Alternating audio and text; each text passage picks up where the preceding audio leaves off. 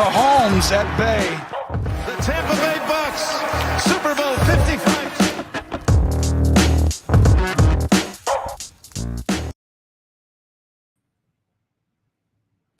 Hello and welcome to the Bucs Banter Podcast. This is episode 61.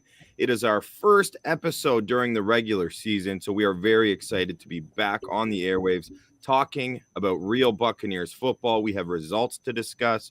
We have future games to predict, all sorts of good stuff. I am joined by both of my co-hosts this evening, Bodan Yard and Scott Capron, and we got a late addition to the show. Always welcome, Josh Queipo of Pewter Report. You know he's going to bring us some of his nuanced analysis and insights, some of the X's and O's, that good stuff that we all crave. So happy to have you all here, gentlemen. How are we feeling? Victory Wednesday. Feeling good, I don't know man. about you guys, but I'm doing pretty well. Yeah, I'm doing well too. Just you hit it on. There's actual games. There's actual games to talk about. It's not just who's going to be doing this and what's going to happen with filling in Ryan Jensen's shoes. We have actual things to talk about. The Bucs, Nathaniel Hackett.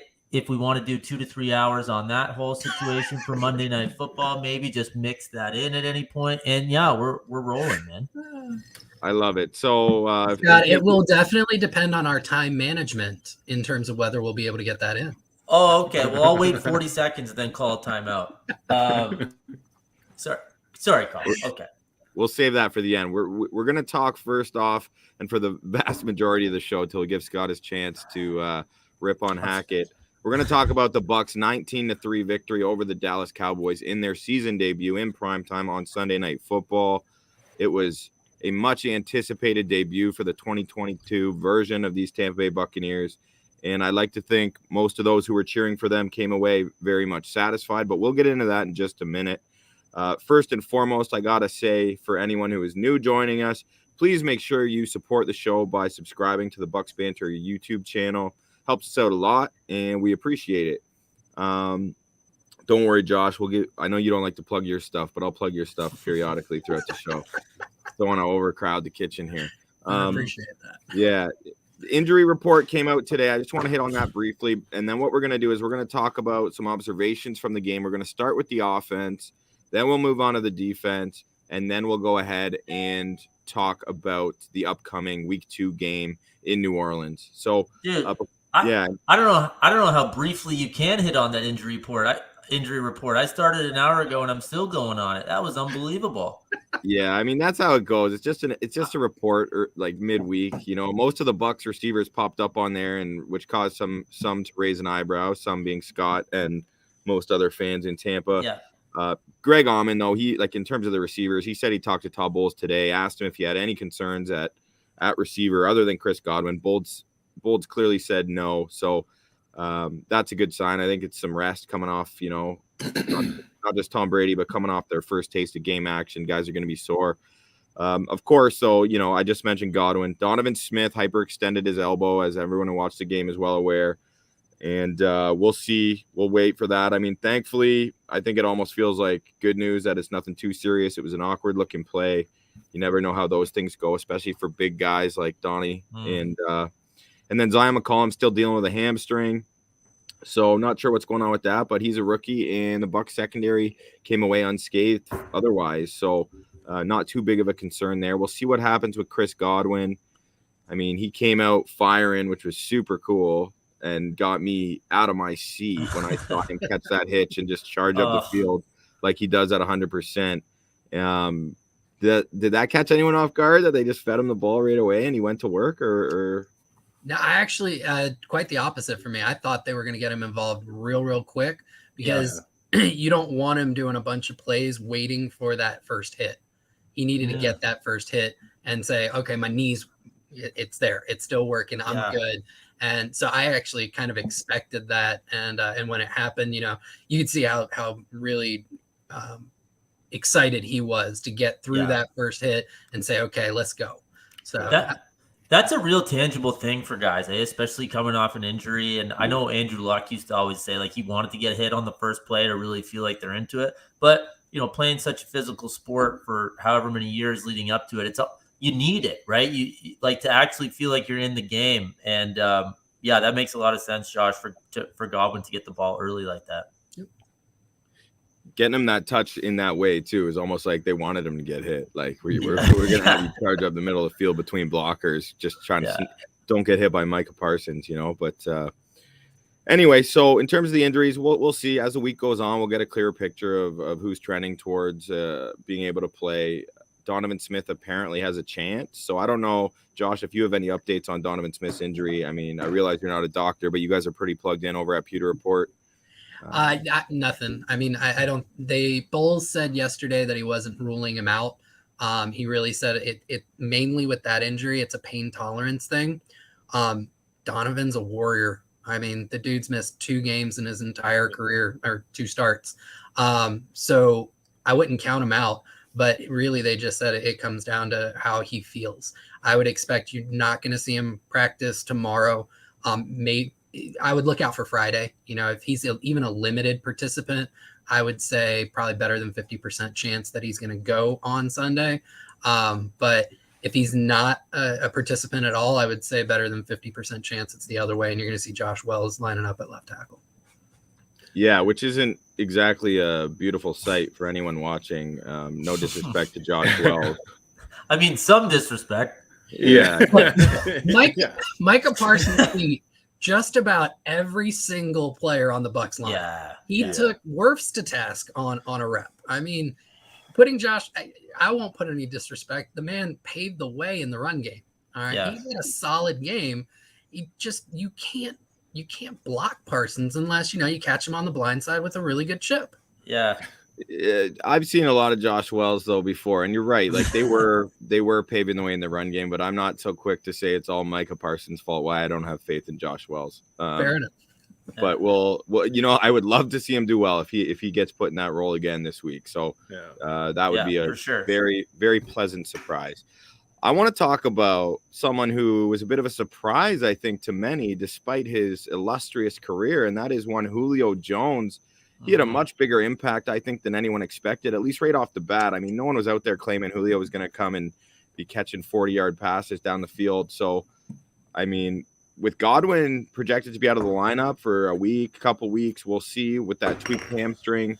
But he sure looks up to the task. And the only other thing I want to mention is while we're talking Julio, we could kind of also discuss our thoughts on Russell Gage, who didn't make as much of an impact, but as long as someone's doing it, I don't think this team really cares who's getting the touches and who's performing. I agree. I feel like that's the point of having all of these talented receivers, right? If that's what we're getting from Julio, oh my God, you think the Titans watched that game thinking, where was this? As they struggled and lost at home to the Giants, you know what I mean? Like, hey, I know Julio was banged up last year, and it sounded like he kind of tried to play through it, made it a little bit worse, and it was one of those throughout the whole season. But he looked fantastic on Sunday. Yeah, there was one moment where I forget who it was, like on the broadcast, but they're like, "Oh, this is the Julio that the Titans thought they were getting," and it was after like a jet sweep or something like that. I was like, I didn't know Julio did that. Like that. Yeah. That's like, I don't know. I just wasn't expecting that at all. Like 2 touches in the run game. He got like 5 targets as well in passing.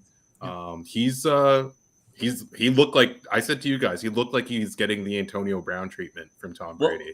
Well, Bo, on the broadcast, it was either the guy who sounded like he smoked 8 cigarettes in between commercials, or the guy who didn't. So it was one of the two. Yeah, I can't jog my memory. It was like a 4. It was like a 4 cigarette voice for sure. It's right in the middle. Yeah, it was rough. Yeah, he sounded like my high school lunch lady, Dolores, like serving up sloppy joes. We're talking about Chris Collinsworth voice, like clearly struggling. Someone was like, "It's week 1." Was it you, Scott, or someone was saying it's week 1? Like, what's going on? What have you been doing all week? He does his weekly podcast. He did the Thursday night game. I fly a decent amount for my other gig. It wears you out. So I'm not going to throw too much shade on him, but yeah, he sounded rough. No, not shade. Just like that's a tough break when that's your job. Very much is. Yeah. More than anything. As far as Julio goes, what I love, a couple different things. So the usage, both in terms of quantity, I think he had 22 snaps, right? And since he was signed early in the preseason, everybody's talked about you kind of want to pitch count him. And I think that's kind of a perfect number. Maybe you leverage it up to 30, depending on what the rest of the receiving core looks like. But I love that volume for him. And then I loved how they used him. You mentioned the sweep. They got him involved in a screen. It's funny that you brought him up, Collin, because I'm actually literally working on a film room right now that I'm going to be putting up on YouTube probably in the next day or so. And going back and watching, the thing that really impressed me the most is the subtlety of his route running. Just real nuanced things. So there was one play where Brady misses Evans up down near the goal line on a seam route. All right. And it was a single high safety look from Dallas, and he just couldn't shake the safety. The safety came over to Evans' side, made it real hard. It would have been a real tight window throw, just didn't complete it. If you look in the slot on the other side, on the strong side of the play, there's Julio, and he's basically running the same exact thing. And both him and Evans, you see him just kind of pull the route out wide just a little bit, and then they bring it back in.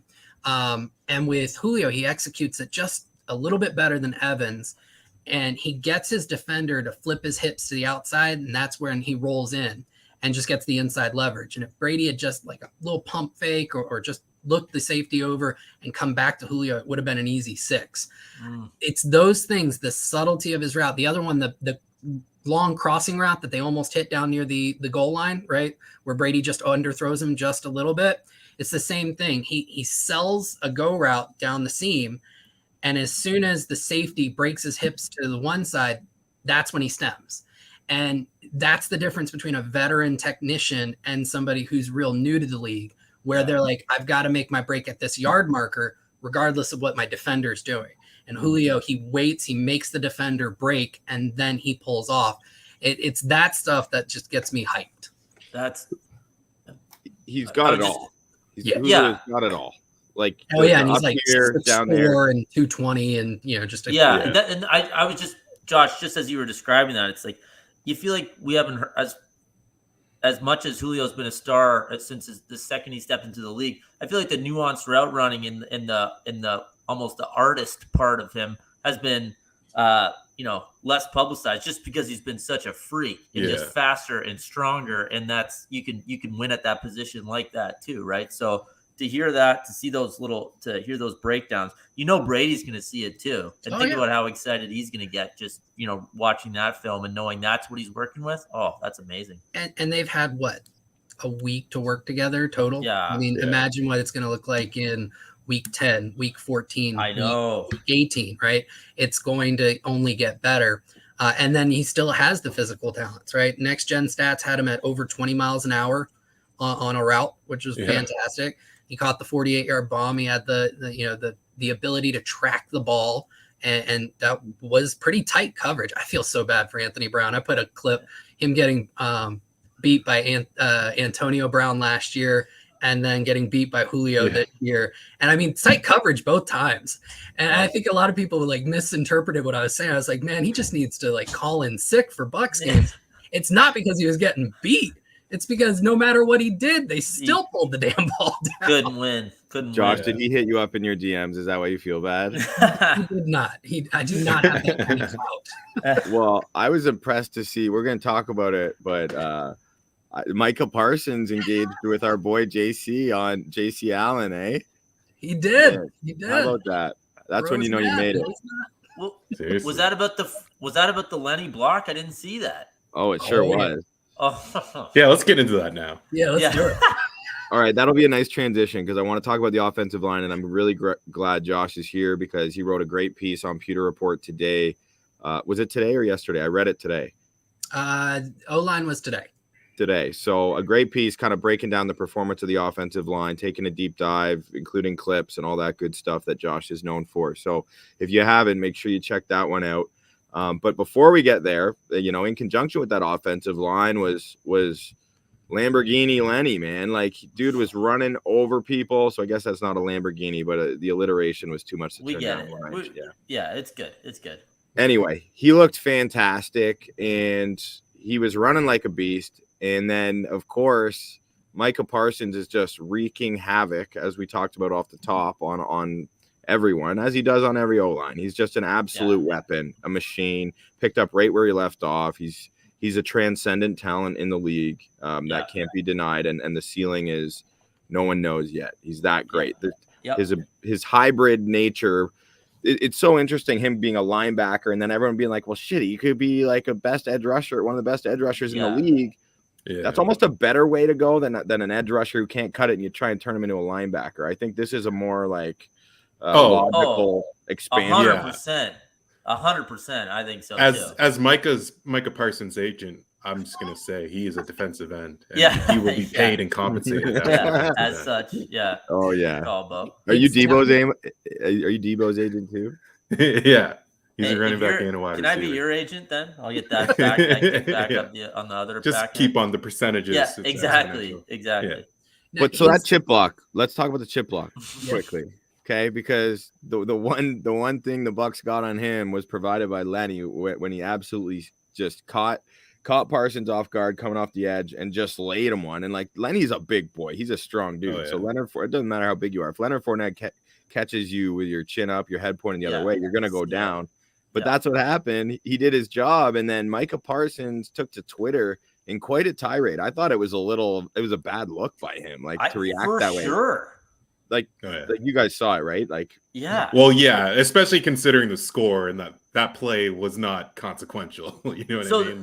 The gist of, I think if I remember correctly, the gist of his tweet was, it's kind of a blindside block, not really. Fournette didn't need to do that in order to accomplish what he needed to on the exact play, which is just not how football works, man. Really, you're rushing the pass. I see where he's coming from, but I can't. It's one thing to actually think that way, and then to actually go to Twitter and put it out to everyone. I couldn't believe that he put that out there. Well, not just that, he also attacked Lenny. He attacked Fournette a little bit, which I didn't like using the vulgar language, all that, whatever. Yeah. Just why he's doing his job too, man. I don't know. Yeah. Josh, you have thoughts on that whole encounter? I didn't quite get it. I think he was just, he wasn't happy with the result of the game. Yeah. And then all of a sudden, I'm not gonna say he's getting clowned, but that hit went viral, and he's on the bad end of it. So I think he's got to learn, you just got to let that go. But I can understand, emotionally, he just lost his quarterback, which means they probably have already lost their season. It's not a great night for him. And then hitting back at JC, that was just funny. Yeah, JC's he seems mad. He's like, no, I'm really happy. Everybody's healthy. And then people were pointing out your quarterback's not. Yeah. Oh man, I'd be walking it back if Parsons was coming at me. I'll tell you that. Now, I think the better look for Micah is standing up Skip Bayless. Oh, that I think is phenomenal. I didn't hear about this. Oh yeah. So Skip went on Twitter. I mean, he was promoting that they were going to have Micah on every Tuesday throughout the season, right? This was a big thing. Weekly spot. Yeah. On what is it? Undisputed, I think is the name of your show. And all day Tuesday, they couldn't get in touch with him. Then they couldn't get in touch with his people. And then he didn't show up for his spot. So he ghosted him. I know, a straight ghost. Yeah. As Micah Parsons' agent, it's just a show we're not interested in at this time. So. Bo, imagine you just checked your phone, all these missed calls. You just had it on just silent. skip, and I'm like, oh. Skip, hey! Yeah. Well, if you get calls from him, please do his namesake and just skip. That's a red button for sure. Oh my God, he sucks. Hashtag skip. Just I like it. But seriously, he promoted it as this weekly spot. We're gonna get basically the best player on the Cowboys, his team, America's team, all that bullshit and just doesn't go. That's unbelievable. It's hilarious. He's back in my good book.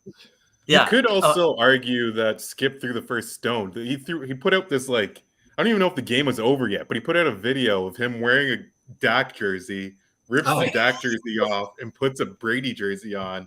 Doesn't say a word through the whole thing. Super normal. It's so I don't know. He's an interesting guy. I guess he's super popular, but I don't get the appeal at all.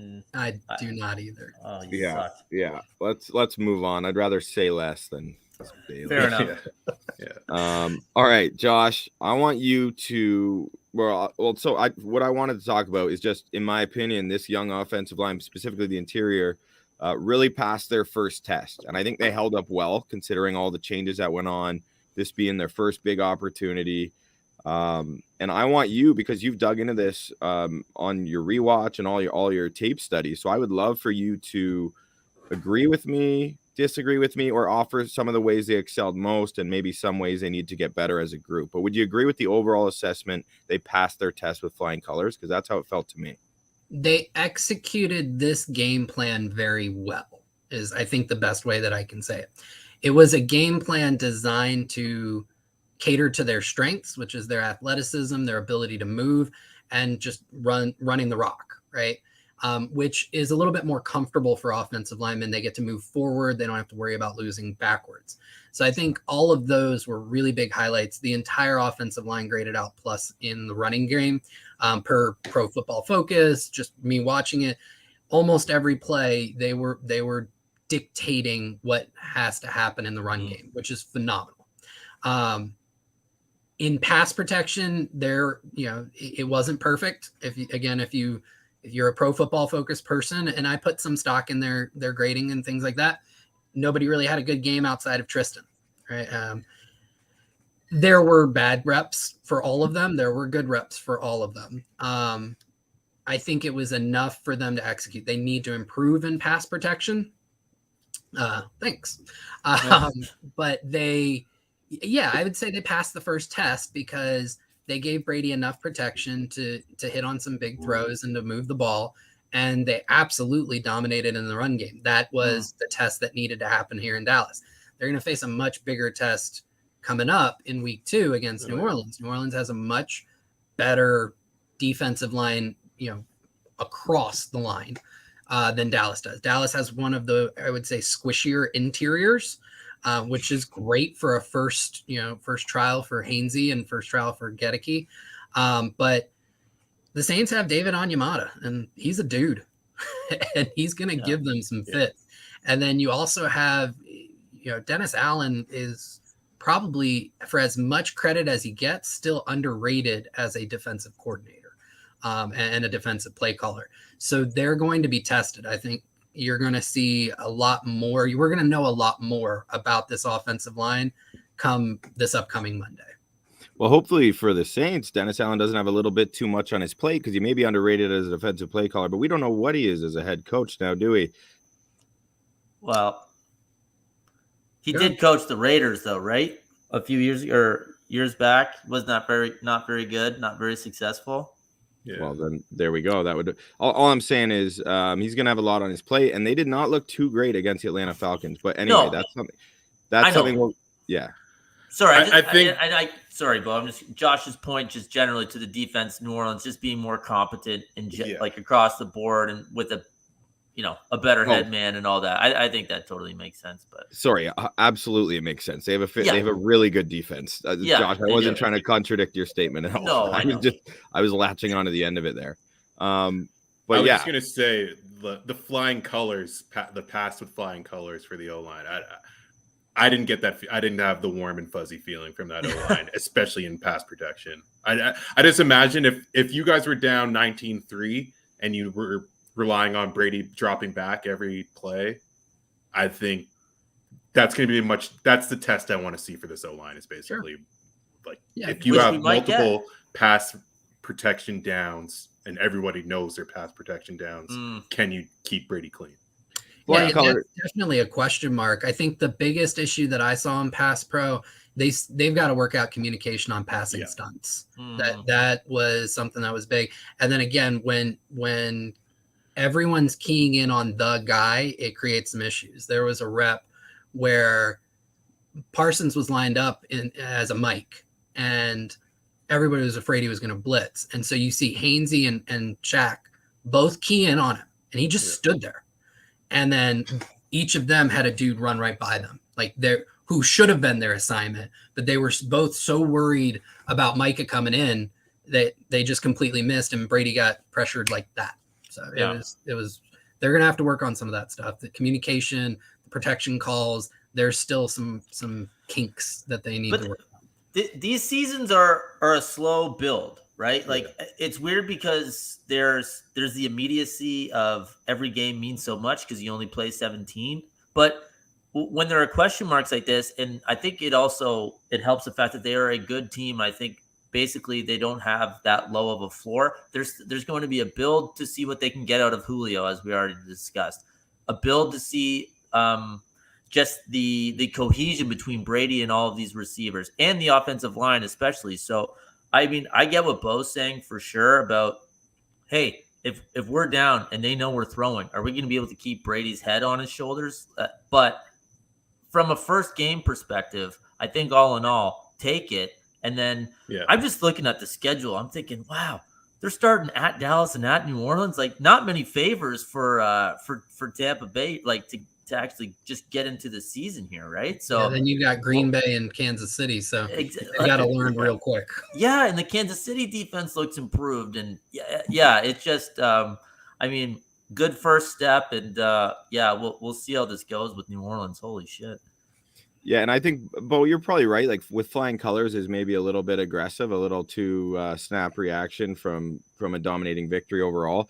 But I think with all of the chatter and like there has not been a lot of respect been put on the Bucs. All people are talking about in the national media is the offensive line and how they're completely an issue now and all this and that. So I just thought those guys did a good enough job for them to prove they're going to be okay potentially. Cause like Scott said, they are going to get better. This is not only their first game of the year. It's Hainsey and Gadecki's first game of their damn career.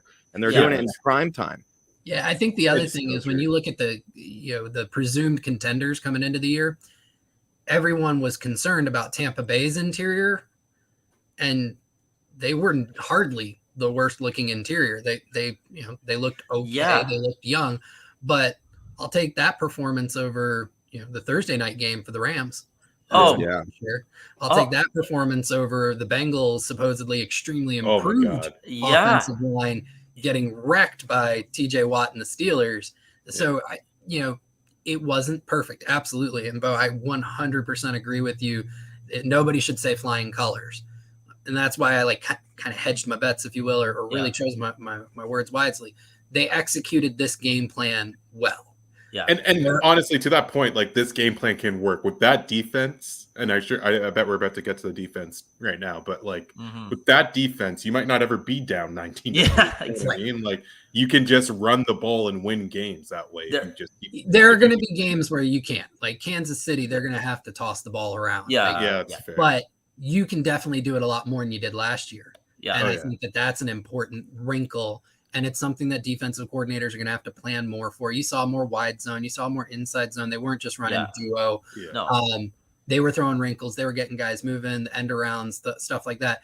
Leftwich is evolving, and that's going to combine with Brady's just amazing. He still can navigate a pocket like nobody else. Those things are going to mean that the offensive line doesn't have to be as talented as it was last year for them to get where they want to go. And just to piggyback one more thing, if Fournette is going to run like every carry is his last like that, then that helps too, right? Because he's like the difference between an unmotivated and a motivated. It's so obvious. You can see it early in the game too. As soon as he touches the ball, right?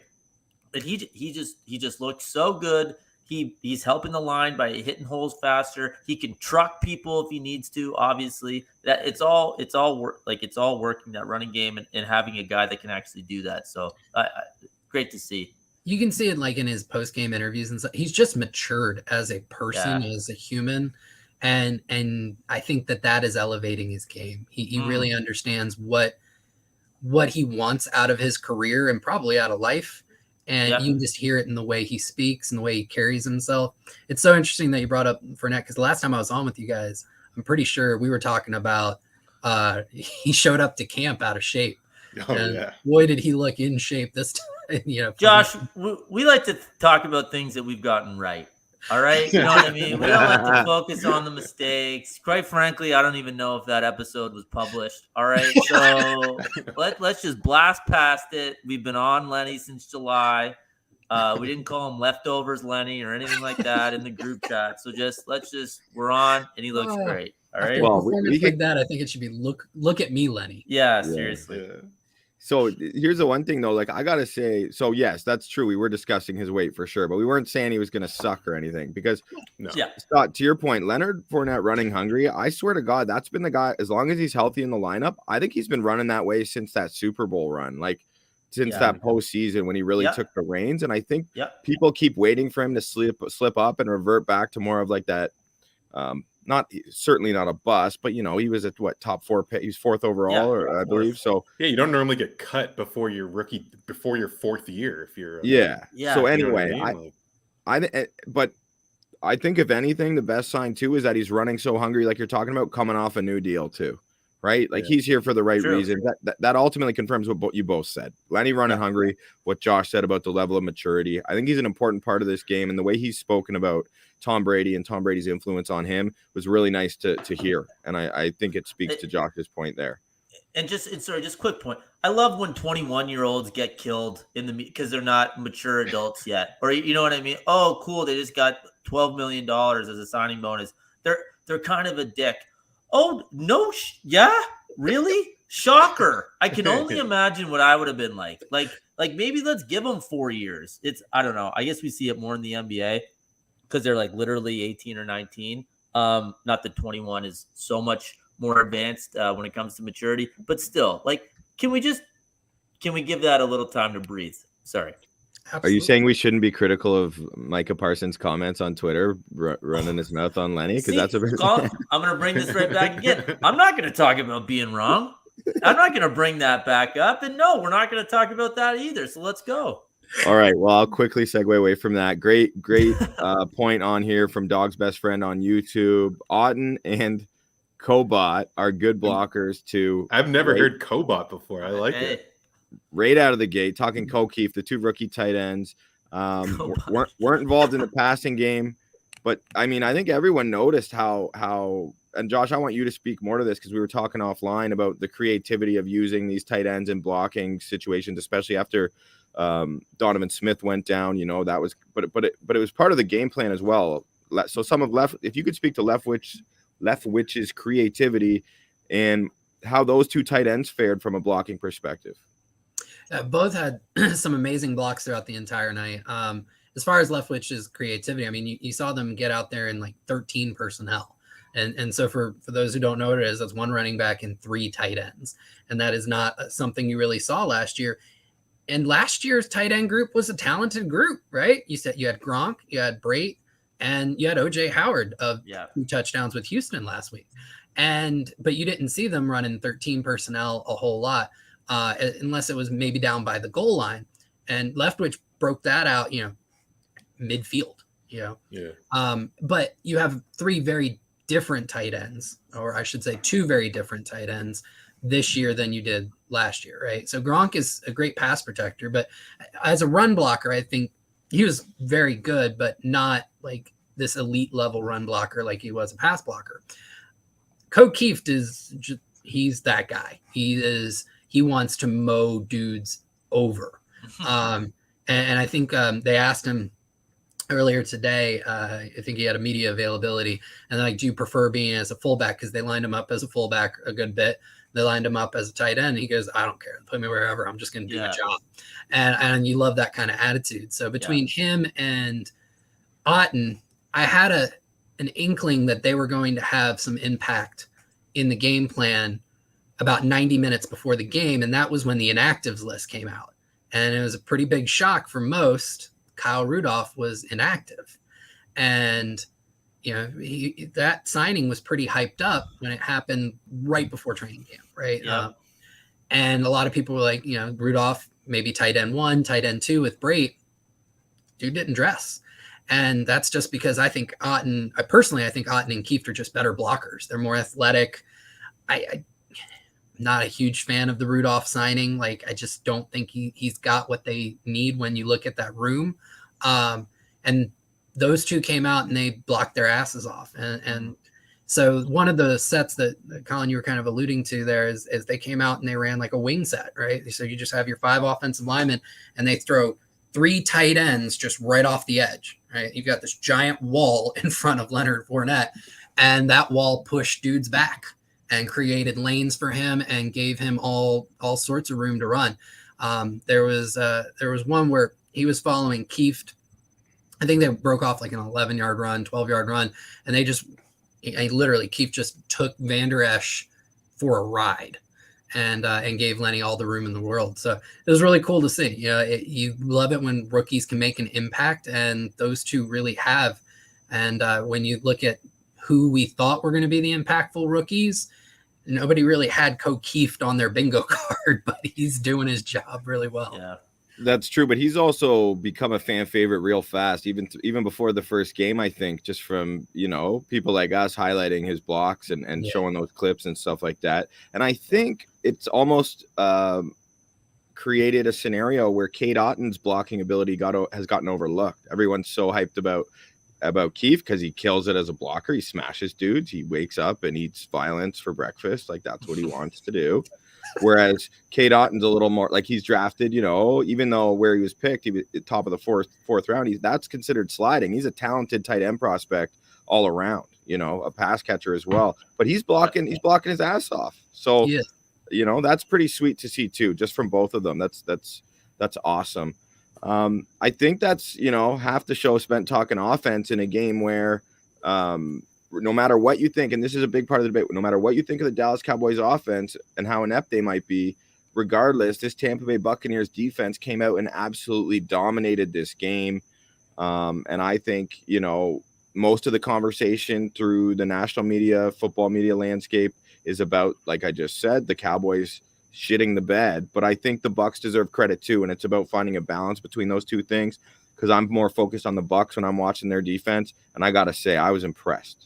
Oh, it was just like a slow chokehold the whole game. And let's not forget that these two teams played last year, and Dallas moved the ball quite well. And I know there's no Amari Cooper anymore on that Cowboys offense, which is a big playability guy not on the field. But it was quite clear quite early that Dallas wasn't going to score enough to win the game.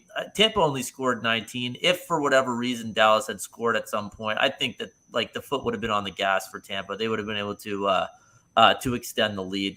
The game was over early, and so much of that was because of Tampa's defense. They just were not going to get scored on. It was so good.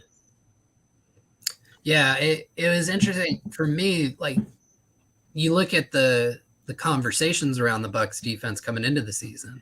This pass rush is going to eat, and we hope that the secondary is as good as they potentially could be. Yes. The narrative kind of got flipped when the game was over. Yeah. That Bucs secondary, and there were some coverage sacks, right? Where just Dak had nowhere to go with the ball because they clamped down. Carlton Davis had a hell of a game. Antoine Winfield proved he is for real in the slot. What a baller. Yeah. Everybody talks about the pick.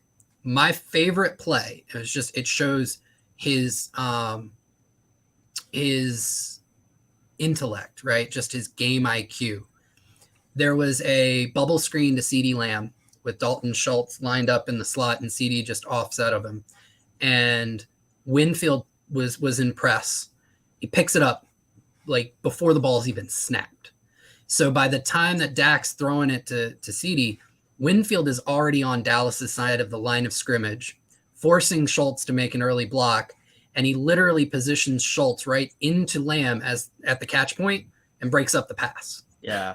It was incredible. And J.C. Allen actually got to interview Winfield. They're doing a Tuesday, every Tuesday kind of. Touchback Tuesdays, on the Pewter Report YouTube channel. And he asked him about that. And Winfield was like, we knew that was coming. Like, I knew as soon as they lined up that's what they were going with, the bubble screen. So it shows you the game planning of the entire team. It shows you his tape study and then his ability to instinctually just pull off something like that. That was my favorite play from Winfield. The pick was amazing, but that pick would have happened whether Winfield was there or not because Carlton Davis was ready to pick it off as well. Right. Just Dak made a bad choice on cover 2 there. And they had a phenomenal day. That secondary was clamps. And then that allowed the pass rush to do a little bit more. Pass rush was a little lackluster. Shaq was amazing. Shaq was awesome. But imagine if the secondary can keep that up and the pass rush becomes what everyone knows it can be. I think there's going to be games where it appears one of those two levels is impacting the opposing team's passing more than the other. You know what I mean? Like, and those games where they both click is where it's really going to be a bloodbath. That's what I hope. Scoring. Yeah. I just want scoring. Yeah, exactly. I want to comment about what you mentioned, the touchback Tuesday. So you guys got Winfield coming on with JC every week, which is fucking awesome. But also Winfield was fucking awesome. Like he was so personable, so engaging. I really like to see him in that kind of laid back interview thing. So props to JC Allen and you guys at Pewter Report, but big shout outs to Antoine Winfield for giving some time to the people like that. Cause it made me like him even more. And I've heard him talk many times, but it's different. It's not a post game scrum or something, you know? Yeah. It's really cool because he can give some short answers, and to see the comfortability he has with JC and the ability for JC to really put him at ease and allow him to let his personality shine and let the fans see just kind of who he is beyond just what he does on the field. I think it's going to be a real treat, and anybody who can, definitely watch it throughout the year. I think it's going to be a really great way to kind of connect with a Tampa Bay Buck in a way that you normally don't get to as a fan. Pretty good get. Pretty good get. Third year Super Bowl, Pro Bowl, about to be all pro. Collin loves his kids as much as anyone as I've ever seen. But the way he talks about the Bucs secondary, that twinkle in his eye, just the sheer pride of this group whenever they play well. I mean, I get it. I get it. They almost feel like that's like they're under your wing and they don't even know it yet. But like you're almost like part of this, I feel like. Just because I've watched them so closely, I've watched every snap all these guys have played, and they were all drafted within the same 2 years. Let me say this. I certainly love the look of the secondary. No, I'm not trying to stomp on SMB because I like SMB. You knew it was coming, but I'm Team Dean all the way. And Jamel Dean was to see him on the field, like, what did he play? Like 62 snaps, every snap in the game. Like, him in conjunction with Carlton. I mean, when those two guys are on and playing well, like Jamel Dean performing well is such an X factor for the secondary. It's crucial. And I think, he came to play. They shut CeeDee Lamb had 2 catches for 25 yards. I mean, did nothing. Yeah. And I think the cool thing that you kind of brought up there is this wasn't Davis on an island with CeeDee. It wasn't like Davis and the Bucs. It was the entire secondary. CeeDee lined up in the slot. Winfield shut him down. CeeDee lined up left. Dean shut him down. CeeDee lined up right. Carlton shut him down. They just shut him down. And that shows the level of trust that Todd Bowles has in his defense and in his secondary to say, I don't care where they put their best receiver. We can handle it. Yeah. Now, I want to bring up an off-season discussion point that we've had. This is particularly targeted towards Bo and Josh. I want your assessments on Devin White, how he performed in this game. I mean, just wondering what you guys saw there. We can bring up the PFF grade, which I have no clue where they came up with that. But I'll start my Devin White. They hate Devin White. They hate Devin White. Yeah. I think they're still figuring out how to evaluate linebackers. They've got the best information they have right now. They definitely need to continue to evolve their grading metric. I started my Devin White apology tour right around Tennessee when I got to go to the practices with the joint practices with the Titans. Dude looked amazing. I mean, they were doing 2-minute drills against Tennessee's ones, and he was running. I think he was manned up on a running back coming out of the backfield, and I could hear him. He's just like, I'll run the route for you. And he did. That's great. Yeah. And so between that and what he put on tape Sunday night, he's leveling up. He is going to if his play continues like it was, he is going to earn the contract that he has vocally said he is after since the day he was drafted. There you go. And I will write a 2,000-word mea culpa when it happens. Look, it's not like it was unfounded that we are concerned about Devin. Last year was not a good year for Devin at all. And if he continued on that path, that would have been really tough. But props to you for having the faith in him for sure, Collin. But yeah, he was a different guy. Like, that was a different guy than I saw last season, 100%. That reminded me much more of the Super Bowl run Devin White. Well, like blowing up plays within seconds. Bodan, I can check our group chats and cross-reference every time Collin bet the over Devin White tackles, and then maybe see some negative comments pop up as well. Okay, so it's not like it's been all rainbows and sunshine over here, but no, just kidding. Like, obviously, Boom's been on him, but yeah, last year wasn't as good. It just wasn't. They need him to be awesome. They do, and he what a great start to the season, and he has it. We know he has it in him. He's done it. And when he's awesome, he's a game wrecker. He's incredible. Yeah, absolutely. That speed is unmatched. And the instincts looked visibly different. There was one play that I keyed in on, is a cover one look. He would have been responsible for a running back who went to the backside of the play, coming out of the back. And he read the play so quick, he jumped the tight end on just a quick little out and got the tag. I want to say it was a completed pass, or it might have been broken up, but he was right on it for a very minimal gain. There was nothing after the catch.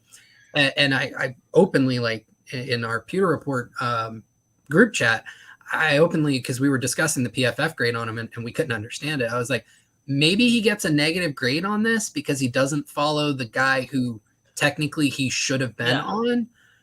But with that said, he keyed the play and he made the play.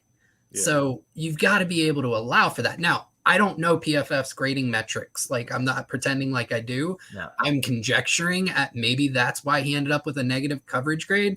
He wasn't perfect, but he was really flipping good. Like, the formula's got to be more flexible then, like you're saying. And I like how you think about things like that. Critical thinking, Josh. You're analyzing the formula itself.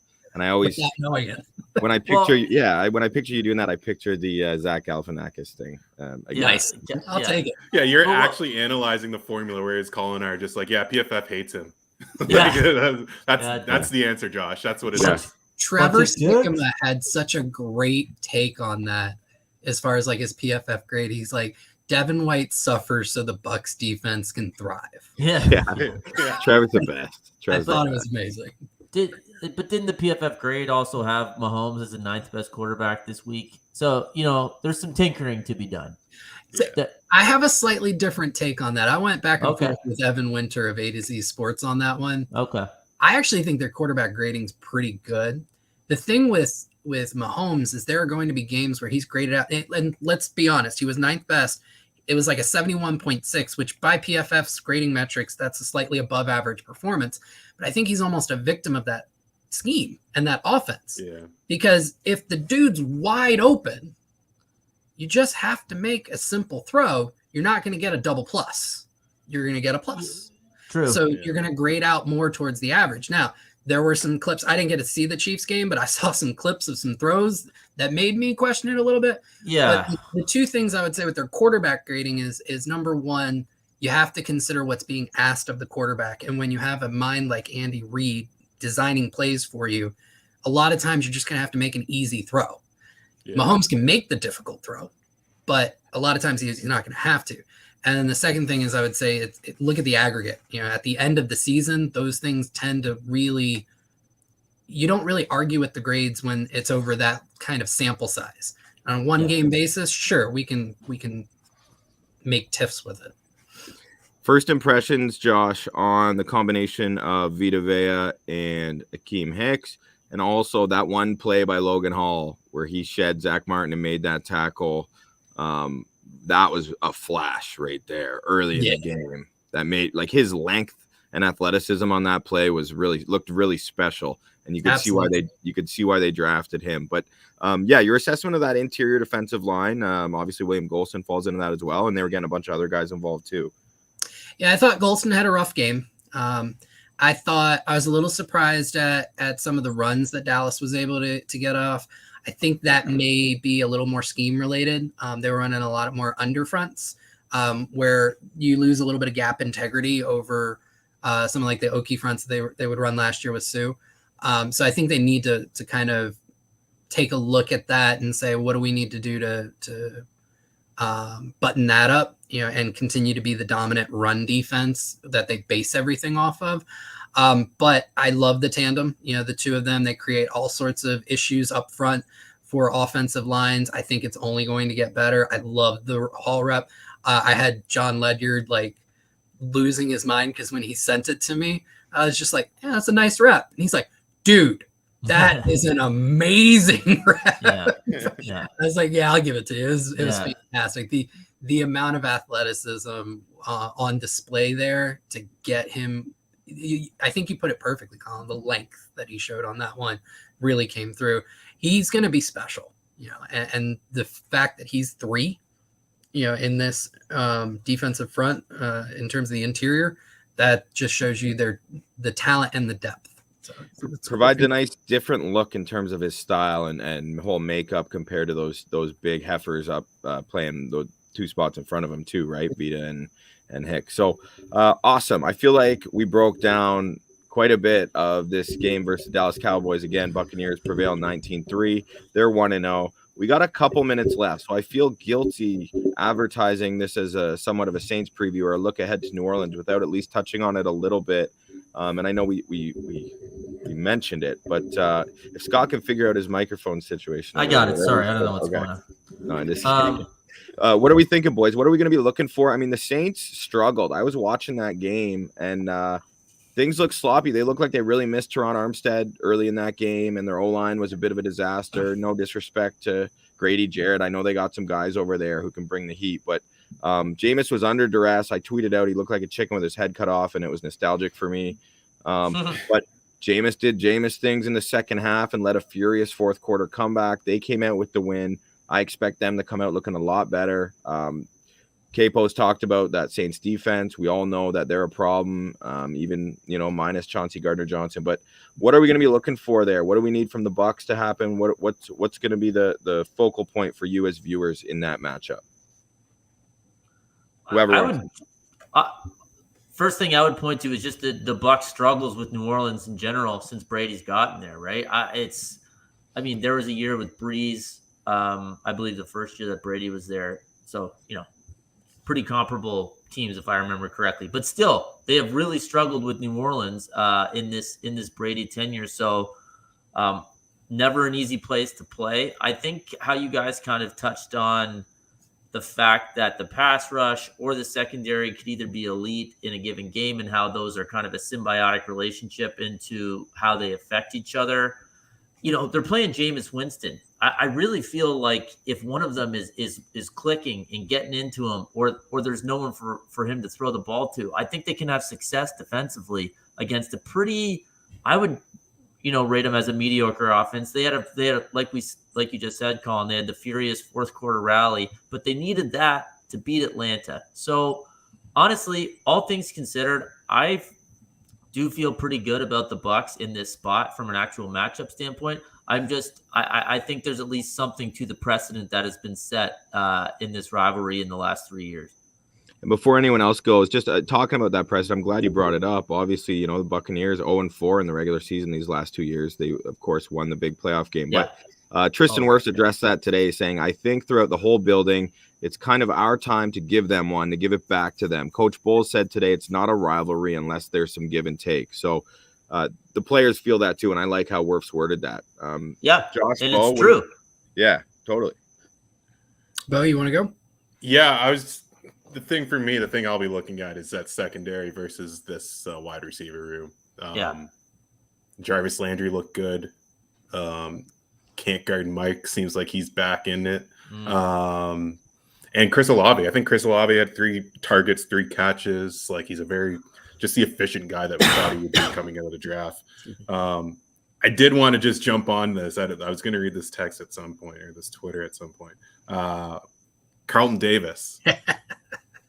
He tweets, "Can't guard Mike." He says, "I bodied you 3 games in a row, little dude, and cover 1, goofball. And I'm a dog your ass, a little ass again next year. So you better work on the roots." That was January 24th, 2021. Wow. And they haven't seen each other since then. So I'm going to be locked in on that matchup for sure. He was asked about that. Carlton. Yeah, and he said I don't really like talking shit on social media, and then like those tweets are popping up. They show that popping up. Yeah, it was so good. And then he was asked. I think it was Scott Reynolds. I think he's like, "Do you respect him? Do you respect Mike Thomas?" And he goes, "Yeah, I respect anybody who puts on the pads and everything like that." And then somebody said, "Well, like, what do you think he does well?" Right, Mike Thomas, he set a record for how many catches in a season. Yeah. Right? Yeah. And his only answer was he's got a pretty big catch radius. Literally the only thing he gave him. Just giving him nothing, eh? Wow. And he's got this shit-eating grin on his face. That's great. It's amazing. Carlton's awesome. There's just going to be fireworks. Like I think the Saints did not look good last Sunday, but I think there was probably a little bit of a look-ahead game for them. Not really respecting the Falcons. And yeah, they got punched in the mouth at the start of that game, but they came back and won it. And we're gonna look back on it as 1-0 for them. And this is their traditionally is their Super Bowl regular season against the Tampa Bay Buccaneers. Against Brady, especially Saints Super Bowl. So yeah. Queipo, what do you think, man? What are you gonna have your eyes on? What's gonna be the keys to this game? So you had mentioned that the Saints defense lost C.J. Gardner and Johnson. They traded them away on the eve of the regular season to the Eagles. He's a good slot corner. But him and Malcolm Jenkins, who retired over the offseason, allowed Dennis Allen to do a lot of things from a run defense standpoint that most defenses can't. He could run light boxes because the two of them were so fantastic as run defenders. And they're not able to replace that. Justin Evans, I'm so happy to see him back in the league and doing well after some injury issues.